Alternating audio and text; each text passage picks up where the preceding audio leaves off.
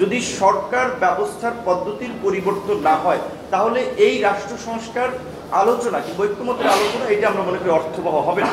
সেই জায়গা থেকে আমরা শুরুর দিক থেকে বলছিলাম যে নির্বাচনে আপনার প্রপোর্শনেট সিস্টেম ইন্ট্রোডিউস করা, সেটা যদি না হয় অন্তত দ্বিকক্ষ বিশিষ্ট সংসদ হলে উচ্চ কক্ষে যেন সেটা হয়।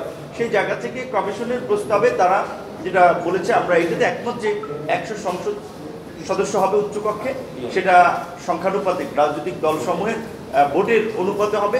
এবং এখানে ফাংশনিং এর ক্ষেত্রে যেভাবে বলা হয়েছে সেখানে দু একটি বিষয় আমাদের একটু আপত্তি আছে। যেমন ধরেন, উচ্চকক্ষের যদি কোনো বিল আটকানোর ক্ষমতা না থাকে, সেটা যেটা বলা আছে এখানে ফাংশনিংয়ে, যে কোনো বিল যদি উচ্চকক্ষে 2 মাস আটকে থাকে তাহলে সেটা অনুমোদিত হয়ে যাবে, কার্যত অটো অনুমোদন হয়ে যাবে।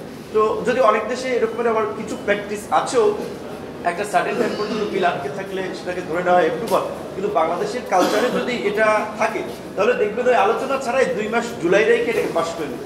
সেই জায়গা থেকে আমরা বলছি অন্তত কিছু ক্ষেত্রে, যেমন ধরেন সংবিধান সংশোধনের ক্ষেত্রে, পররাষ্ট্র নীতি কিংবা বৈদেশিক চুক্তির মতো বিষয়ের ক্ষেত্রে, জাতীয় নিরাপত্তা সম্পর্কিত বিষয়ের বিলগুলো অন্তত উচ্চকক্ষে অবশ্যই আটকে দেওয়ার একটা ক্ষমতা থাকা দরকার।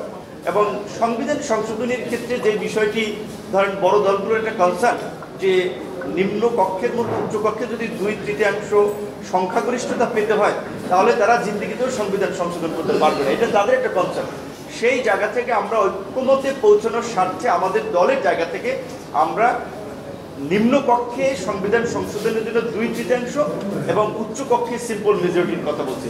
সিম্পল মেজরিটি যদি আমরা ধরি, দেখা যাবে যে বাংলাদেশের গত ইলেকশনগুলোতে কোনো রাজনৈতিক দল 40%-এর উপরে খুব বেশি ভোট পায় না।